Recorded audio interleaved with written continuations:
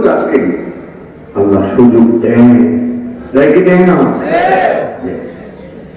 পাপ যখন ভারী হয়ে যায় তখন এমন ধরা পড়ে, তখন আর তার কিছুই তাকে ধরে রাখতে পারে না।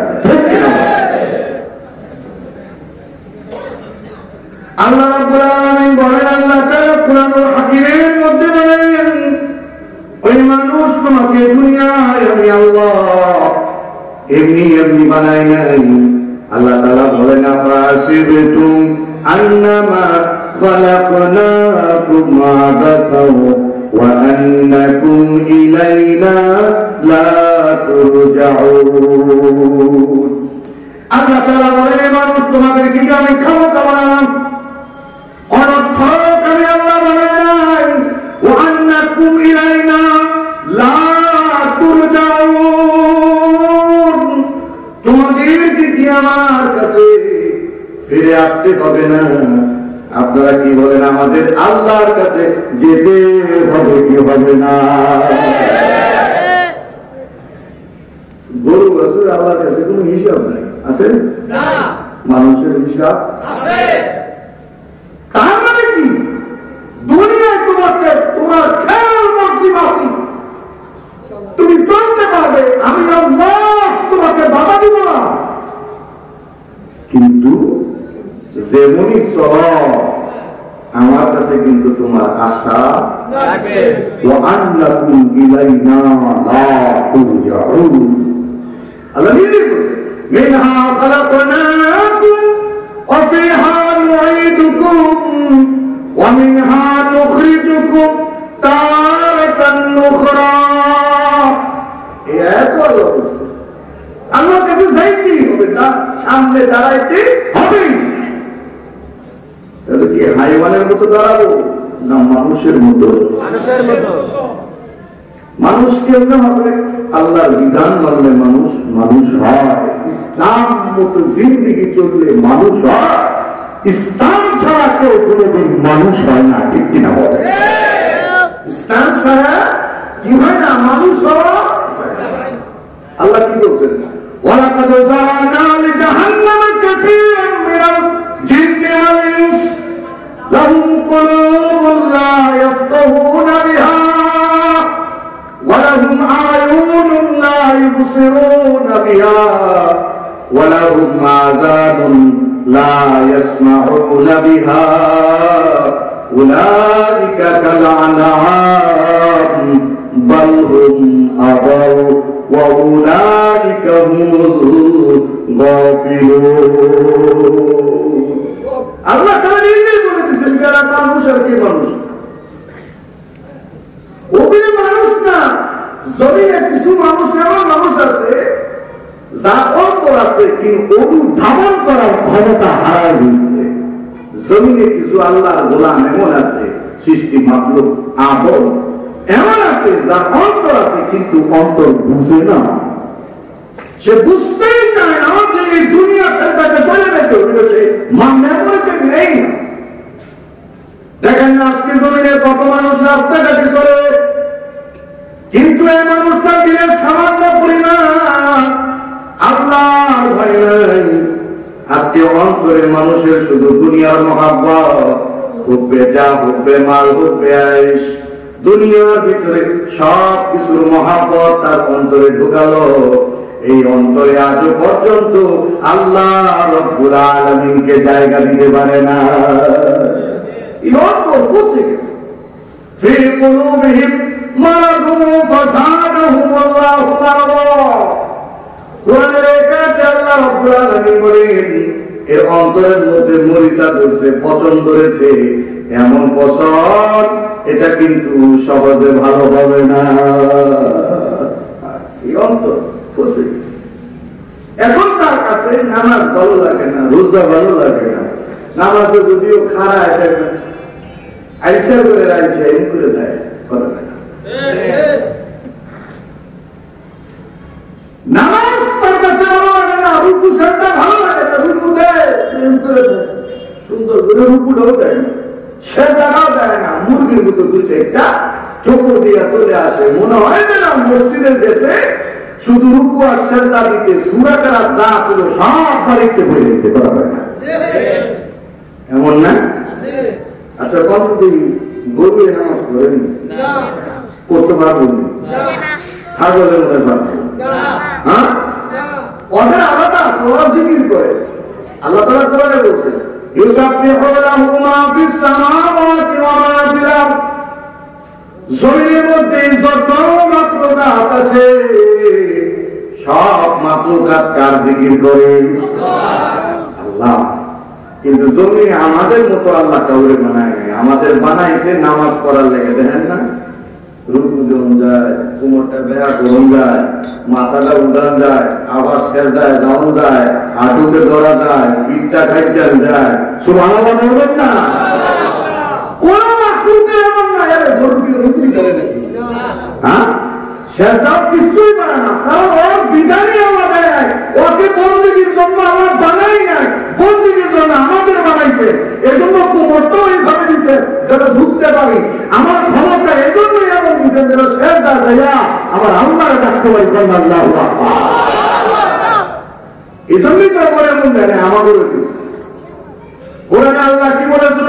তিন والزيتون وطور سينين وهذا البلد الأمين لقد خلقنا الإنسان في أحسن تقويم سبحان الله। তিনের কসম, জৈতুনের কসম, সেনা পর্বতের কসম, বালাদুল আমিনের কসম, চার চার কসম করে আল্লাহ বলতেছেন সব থেকে সুন্দর অনন্য আকৃতি দিয়ে আল্লাহ তাআলা আমাদেরকে বানিয়েছেন। কোন মাখলুককে আল্লাহ কথা বলার শক্তি দেয় নাই, আল্লাহ আমাদের দিয়েছে। হ্যাঁ, গরু আল্লাহরে ডাকে কেন হাম্বা হাম্বা কইরা, মুরগি আল্লাহরে ডাকে কত কইরা, আর জমিনে একমাত্র মাখলুক আদম আল্লাহকে বলে আল্লাহ। সুবহানাল্লাহ। একমাত্র মাখলুক আমরা যারা জবানটা খুলে বলতে পারি আমার রবকে। আমার জোরে বলেন না কে? সেই আল্লাহ পাক রব্বুল ইজ্জত আর জালাল এই দুনিয়ায় আমাদেরকে একটা বিধান দিয়েছেন যেন আমরা মানুষ হইতে পারি, অমানুষ যেন না হই। সব দিয়েছেন, কান দিয়েছেন, কি দেখা যায় পানসান বলেন সবটা আল্লাহ কেন দিয়েছেন? আল্লাহ তাআলা বলেন আলাম নাজাল লাহু আইনাইন ওয়া লিসানাও ওয়া শাফাতাইন। আল্লাহ বলেন আমি কি তোমাদের দুটো চোখ দেই নাই? চোখের মালিক কে? আল্লাহ। সুবহানাল্লাহ। এই ঠোঁটের মালিক আল্লাহ, হাতের মালিক আল্লাহ, পায়ের মালিক আল্লাহ। আচ্ছা কত চোখ যদি নষ্ট হয়ে যায়, যদি ডাক্তারের কাছে যায়, চেহারা গুণে চিকিৎসা করে কে? ভিজিট লাগতো না? রামনগর সাতপুর শহর লাগে না? লাগে। চোখ নষ্ট হলে ডাক্তারের কাছে গেলে ট্রিটমেন্ট নিলে টাকা লাগে।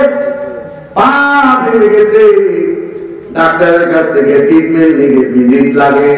হাত ভেঙে গেছে, জোড়া লাগাইতে হয়, ডাক্তারের কাছে গেলে পরে ভিজিট দিতে হয়। মুসলমান বলেন তো দেখি, এই চোখ তো ডাক্তার দেয় নাই, হাত ডাক্তার দেয় নাই, আমার গোটা বডির যিনি মালিক তিনি কে? তার কোন ভিজিট নাই। হ্যাঁ, আল্লাহ ভিজিট নাই, খালি হুদা চোখটা একটু দেখতে দিছে এই চোখের ডাক্তারই আছে কয়েক রকমের। হুদা চোখের ডাক্তার কয়েক রকমের ডাক্তার আছে, আমার জানা মতো ৬ রকমের ডাক্তার আছে শুধু চোখের স্পেশালিস্ট। কয়রকম? শুধু একটু দেখতে দিব না, ১,০০০ দিয়ে সেটটা দিলে লয়ে যায় না, ঠিক বলি না? চিন্তা করেন তো, ডাক্তারের কাছে ট্রিটমেন্ট দিলে ডাক্তারের ভিজিট দিতে হয়। ডাক্তার চোখের মালিক নয়, যিনি আমার হাত ভেঙে গেছে, ভেঙে যাওয়া হাত প্লাস্টার করার জন্য ডাক্তারের ভিজিট দিতে হয়। যে আল্লাহ হাজার হাজার কোটি টাকার সম্পদ আমার বডির মধ্যে দিয়ে দিতে, সেই আল্লাহর ভিজিট দিতে হবে না?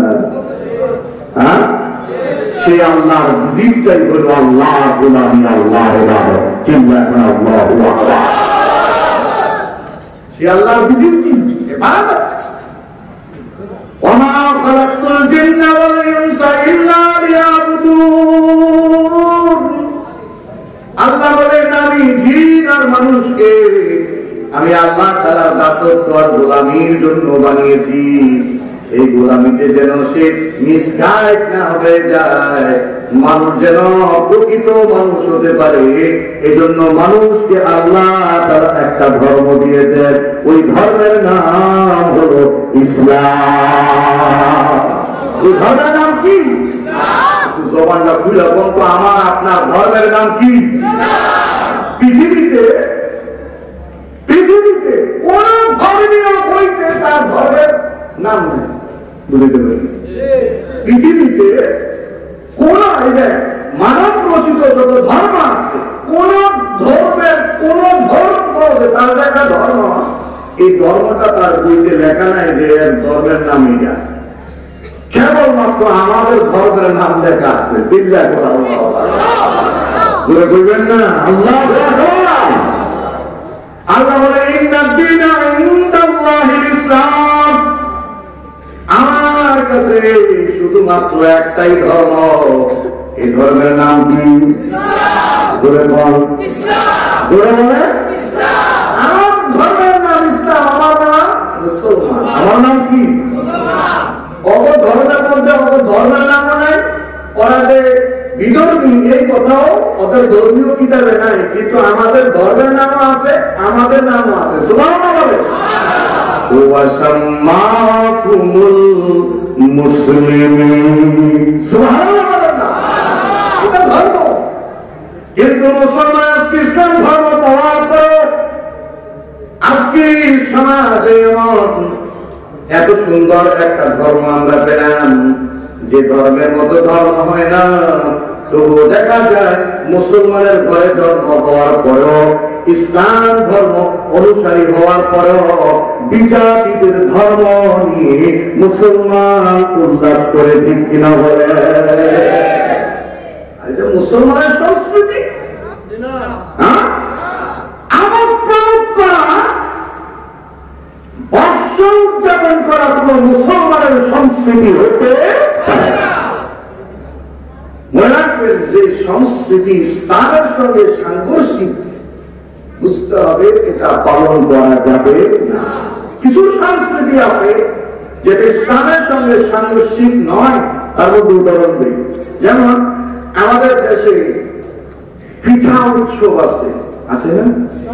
পিঠা উৎসব, এটা আপনাদের দেশে হয় কিনা? ঢাকাতে হয় পিঠা উৎসব। মানে বাঙালি রকমের পিঠার আয়োজন করে এলাকার আত্মীয় স্বজনদেরকে দাওয়াত দেয়, নিকটতম আত্মীয় স্বজনদেরকে দাওয়াত দিয়ে তারা পিঠা উৎসব করে। আগে তো আমরা গল্পের বইতেও করেছি, নবান্ন নতুন ধানের উৎসব, আছে না? এটা কি ইসলামের সঙ্গে সাংঘর্ষিক? কিন্তু পয়লা বৈশাখ, 31st নাইট, বর্ষ উদযাপন, এগুলি ইসলাম কখনোই সমর্থন করে না। এজন্য এগুলি মুসলমান করতে পারে না। মনে রাখবেন, এই যে আজকের মাহফিলও যে আমরা এখানে জমা করেছি না, আমার মন করে আরো কিছু লোক জমা হইতো না, কিন্তু এরা কই গেছে?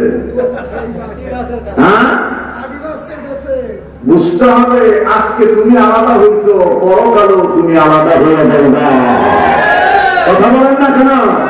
ফারিকুম ফিল জান্নাতি ওয়া ফারিকুম ফিস সারাই। আল্লাহ তাআলা হাসরের ময়দানে জান্নাতীদের একটা দল করে দিবেন, জাহান্নামীদের একটা দল করে দিবেন। ঠিক কি না বলেন? একবার কল্পনা করে ভাবে, আমার আল্লাহ যখন বলবে ওয়ান্তাসুল ইয়াউমা আইয়ুহাল মুজরিমুন, হে পাপিষ্ঠ আর পাপাচারীরা আজকে আলাদা হয়ে যা, সেদিন কি হবে? হ্যাঁ, এই মুহূর্তে আপনারা এখানে বসে, ফর এক্সাম্পল আমি বলছি, এখন যদি আমি বলি, খুব খেয়াল করে শুনবেন, এখন যদি আমি বলি যে এশারের নামাজ কে কে পড়েন না, আলাদা হয়ে যান, শরম না? শরম না? একবার চিন্তা করে দেখেন, এক ওয়াক্ত নামাজ পড়ি নাই, আমি যদি বলি আলাদা হওয়ার কথা, লজ্জায় না তার হেড হয়ে যাবে, আর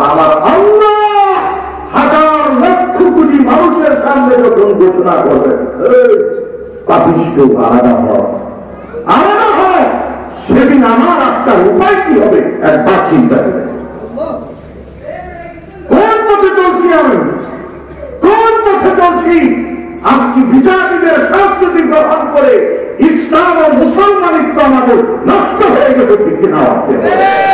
আমার পূর্বের বক্তা খুব চমৎকার করে এই আলোচনাগুলি করে দিয়েছেন। আজকে আমাদের মধ্যে সেই মুসলমানিত্ব নাই। আরে মুসলমান তো সেই জাতি, যে জাতি রাস্তায় বের হয়ে হুঙ্কার দিয়েছে আমি একা হাজার কাফেরের মোকাবেলায় লড়াইয়ের জন্য যথেষ্ট। সাহাবীরা কয়, কিরে তোর গায়ে এত শক্তি কেন? এটা আমার শক্তি না, এটা ঈমানি শক্তি। চিল্লা করেন আল্লাহু আকবার। আজকে মুসলমান কাফের বেঈমানের পুরোমানুষ দেখে, পারমাণবিক দেখে আজকে মুসলমান ভয় পায় না। বলে আমাদের মুসলমান ভয় পাওয়ার জাতি না, মুসলমান তো এমন জাতি, মুসলমান ভুলে থাকলো কাফেররা এক সময় ভয় পাইত। চিন্তা করে আল্লাহ। রোমের নাম শুনছেন তো না? রোম পারস্য তদানীন্তন পৃথিবীর সব থেকে মহাশক্তি হয় বর্তমান যুগের আমেরিকা। বর্তমান যুগে কারা? আমেরিকা। তদানীন্তন পৃথিবীর সব থেকে বেশি শক্তিশালী ছিল রোম। রোমের সম্রাট একবার এক জাসুস পাঠাইতে, যাও দেখে আসো মুসলমান কিসের ক্ষমতায়, কিসের বাহাদুরিতে মুসলমান তারা বিজয়ী হয়ে যায় অল্প সংখ্যক সৈন্য সামর্থ্য দিয়ে। কিসের করে, কিসের কারণে, এটা একটু জানি আসলে। মুসলমান জাসুস চলে এসেছে, এই খ্রিস্টান জাসুস রোম পারস্যের সে জাসুস চলে এসেছে মুসলমানের ভীমার কাছে এসে বলতে, ভাই তোমাদের খলিফাতুল মুসলিমিন হযরত ওমর কোথায়? সুবহানাল্লাহ বলবেন না? খলিফাতুল মুসলিমিন কে? ওমর, যার শাসন আমলে এক ধাপে বাঘ আর হরিণ পানি গেছে। চিল্লা করে আল্লাহ। আরে ওমর তো সেই শাসক, এমন মুসলমান ওমর ছিল। একবার মদিনার এলাকায় জলজলা শুরু হয়েছে, ভূমিকম্প থরথর করে যাচ্ছে, ভূমিকম্প থরথরে যাচ্ছে। ওমর রাদিয়াল্লাহু আনহু পা দিয়ে এরকম আঘাত করছে, থাম। এই যে থামছে আজও পর্যন্ত মদিনায় ভূমিকম্প হয় না। চিন্তা করে আল্লাহু আকবার। ওমর তো সেই খলিফা যে কিনা রাসূল সাল্লাল্লাহু আলাইহি ওয়াসাল্লামের কাছে যখন তিনি কালিমা পড়ে মুসলমান হয়েছেন, সেই ওমর সেদিন হুঙ্কার দিয়েছিলেন, কে আছে আজকের পর থেকে ইসলামের বিপক্ষে কথা বলবে? কে চাও? তার স্ত্রীকে বিধবা করতে, সন্তানকে দিন করতে আমি ওমরের সামনে দাঁড়ায় দাও। আজকে ওমর, আমি হকের পক্ষে। চিন্তা করে নাও। ওমর তো সেই ওমর। খলিফাতুল মুসলিমিন হযরত ওমরকে দেখার জন্য রোম সম্রাটের জাসুস চলে এসে জিজ্ঞাসা করে, খলিফাতুল মুসলিমিন হযরত ওমর কোথায়? একটু ওমরকে দেখতে যাব। সাহাবীরা দেখিয়ে দেয়, ওমর বুঝি তো সামনে গেলে হযরত ওমরকে পেয়ে যাবে। ও চিল্লাস না রে, যাইতে সরকার লাগা। তো ওরা গেছে, রোমের জাসুস গেছে খলিফাতুল মুসলিমিন হযরত ওমরকে দেখতে। যায় দেখে হযরত ওমর একটা গাছের নিচে এমনি কাইতে রয়েছে। জোরে কোন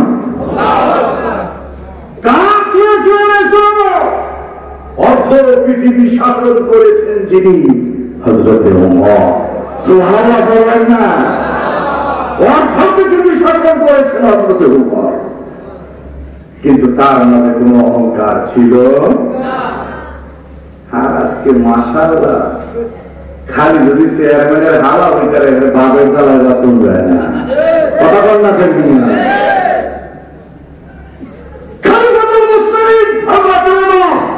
এমন শাসক ছিলেন ইসলামকে দেখে।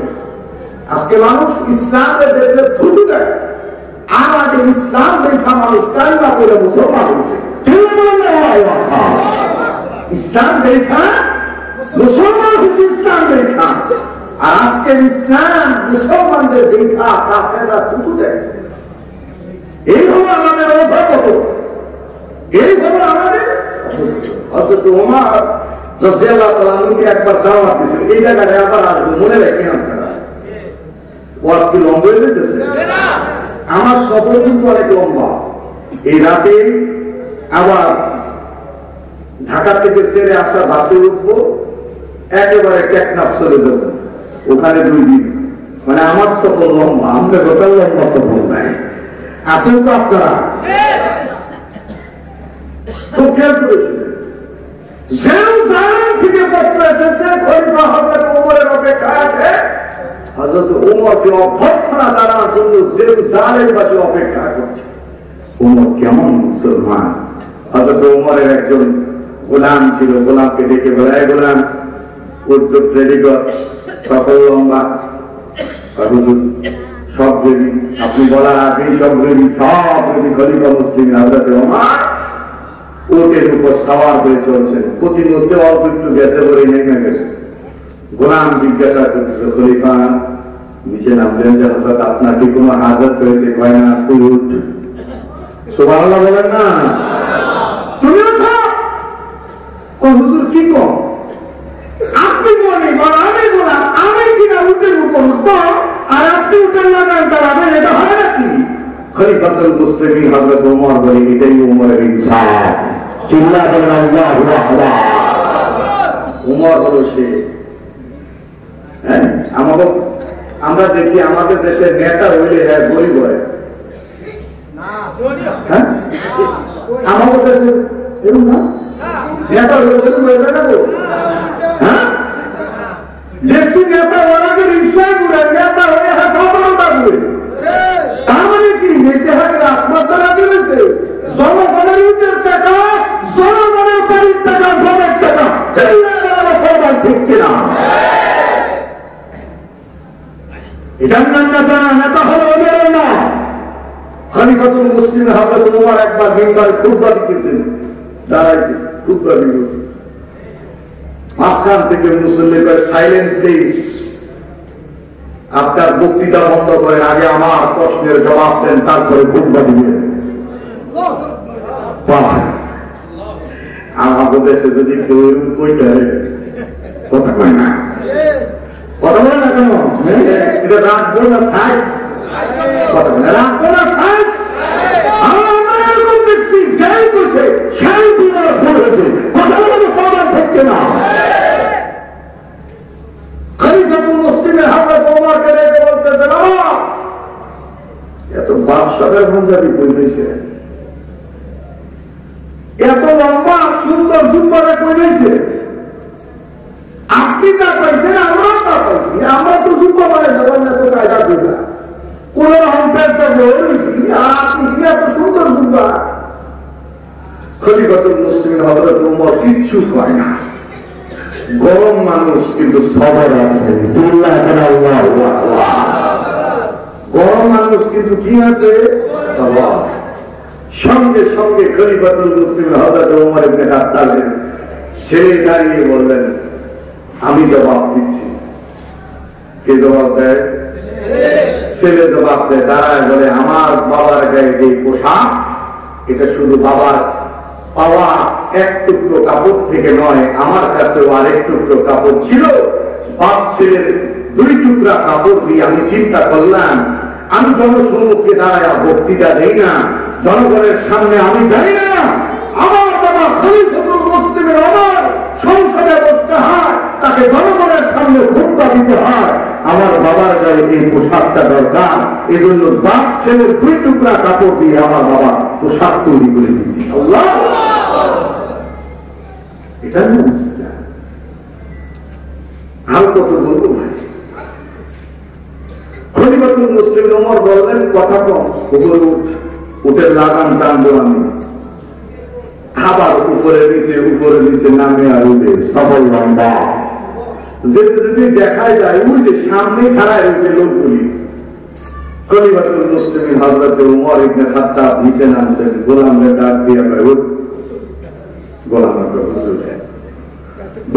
মাফ করে দিবেন। শত শত হাজার হাজার মানুষ আপনার ইস্তেগফারে দাঁড়িয়ে আছে, এ যাবৎ পর্যন্ত আপনার ইনসাফ দেখেছি, এমনকি করবেন না, তাহলে আমি লজ্জিত অপমানিত হয়ে যাব। খলিফাতুল মুসলিম হযরত ওমর বললেন, ইনসাফ যদি হয় সব জায়গায় সমান হবে। দিয়ে দিলেন উটের লাগাম টেনে হযরত ওমর চলছেন, সবাই গিয়া ফুল দিয়া বরণ করে কারে গোলাম। আল্লাহু আকবার।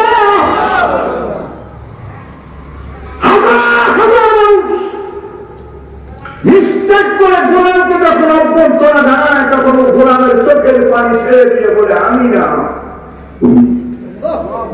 জেরুজালেমের সেই মানুষগুলো সেদিন বলে, হ্যাঁ এটাই তো অপেক্ষায় ছিলাম যে খলিফাতুল মুসলিমিন উটের লাগাম টেনে আনবে। এই হবে ইসলামের অত্যাচারের খলিফা।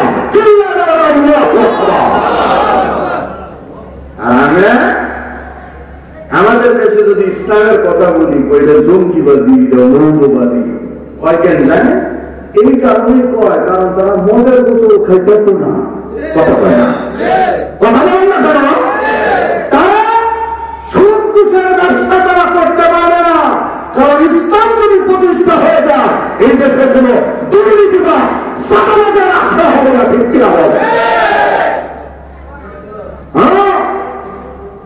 আমরা বহুতটা দেখছি স্বাধীনতার পর থেকে অনেক কাছে নাকি বলে, কথা বলেন না কেন? ডিজিটাল স্যাটেলাইট, এই যুগ সেই যুগ, কত যুগ দেখলাম। আমরা একটা অপেক্ষায় আছি, সেটার অপেক্ষা হলো আমরা এবার দেখতে চাই কোরআনের বাংলাদেশ। আমরা আবার দেখবো ইসলামের সেই সোনার যুগের বাংলাদেশ, যে ইসলাম দিয়ে গোটা পৃথিবী শাসন হয়েছিল। আবার ইসলামের হুকুমতের শাসন যদি হয়ে যায়, ইনশাআল্লাহ দুর্নীতি থাকবে না, চাঁদাবাজি থাকবে না, কোন প্রকারের অন্যায় অপরাধ করা দুঃসাহসকে করা যাচ্ছে কিনা বলে?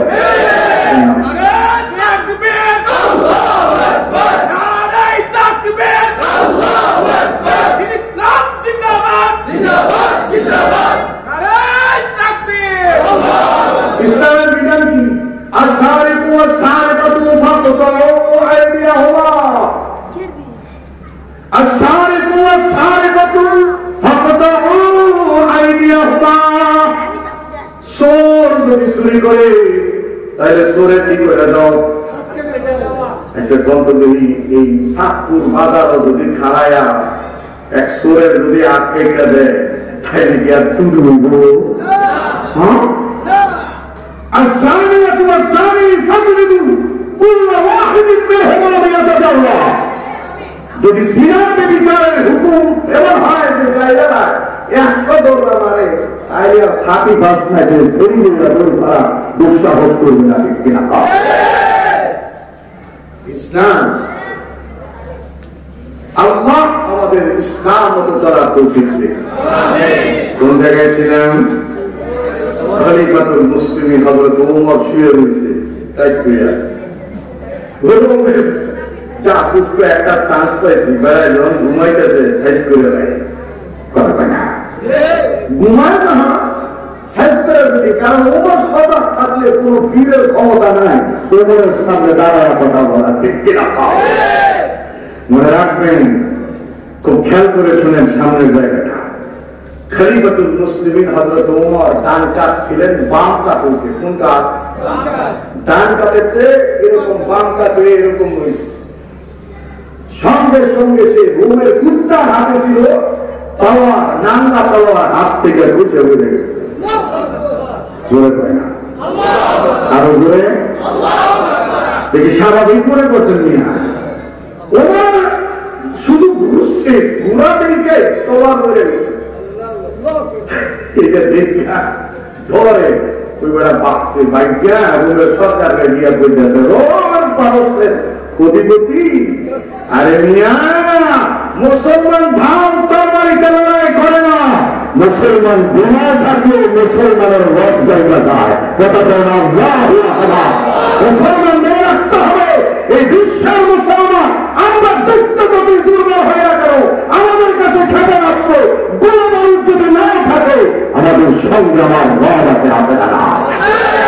বিজয় শুরু, বিজয় শুরু। মনে রাখবা, কিয়ামতের আগে পৃথিবীর এমন কোন জমিন বাকি থাকবে না, একটা কাঁচা ঘর, একটা পাকা ঘরে বাকি থাকবে না, সব জায়গায় আল্লাহ ইসলামের পতাকা উড়াই দিবে। ঘুরে বলা আল্লাহু আকবার, উঠবে কি উঠবে না? সেদিন মনে ভালো লাগবে না, হ্যাঁ কথা বলে না, ভালো লাগবে না? আল্লাহ আমাদের জন্য সেই সোনালী দিনটা দেখার তৌফিক দেয়। আর বলে বলেন আমিন। তাহলে আল্লাহর কাছে একমাত্র ধর্মের নাম ইসলাম। ومن يبتغي غير الإسلام دينا فلن يقبل منه। ইসলাম ব্যতীত আর কোনো ধর্ম আল্লাহ রাব্বুল আলামিনের কাছে গ্র্যান্টেড নয়। আল্লাহ তাআলার কাছে শুধুই একটা ধর্ম, কেবল মাত্র একটা ধর্ম, সেই ধর্মের নাম কি? ইসলামের জন্য একজন আর দুজন নয়, শত শত সাহাবী, নবী, রাসূল শহীদ হয়েছে, ঠিক কিনা বলে? জমিনে এমন কোন নবী রাসূল ছিলেন না যে নবী রাসূলরা ইসলামের দাওয়াত দিতে গিয়ে মার খায় নাই। আজকে যদি আপনি মনে করেন হুজুর এত বড় হুজুর, এর বিরুদ্ধে মামলা করে, হ্যাঁ এর বিরুদ্ধে মামলা করে, মনে রাখবেন নবী রাসূল অতিবাহিত হয়েছে, এর বিরুদ্ধে মামলা হয় নাই, এটা নবী না, এমন কোন নবী কারণ ইসলামের জন্য বিমানের হাতে, কাফের হাতে নির্যাতিত নবী রাসূল হয় নাই, এটা ইতিহাসে নাই। আসাদুন নাসি ভালাল আম্বিয়া সোমবার পৃথিবীর এই জমিনে যত আম্বিয়া আছে সবাইকে কষ্ট করতে হয়েছে, কুরবানি করতে হয়েছে শুধুমাত্র দ্বীন ও ইসলামের জন্য। ইসলাম এমনি থাকবে না। গাছের চারা যেমন পানি দিতে হয়, গাছের চারা জিন্দা থাকে, ঠিক তেমনি ভাবে মাঝে মাঝে ইসলামের চারা গাছের গোড়ায় রক্ত দিতে হয়, তখন ইসলাম জিন্দা থাকে, ঠিক কিনা বলে? বিস্তারিত বলার সুযোগও নাই আর পরিবেশও নাই, এই জন্য বিস্তারিত আর বললাম না। শুধু এতটুকুই বলে যায়, মুসলমান এই ইসলামের জন্য যদি আমার জীবন দেওয়া লাগে, প্রস্তুত? সবাই মনে হয় না? হাত তুললেন না, দিন দেখো না,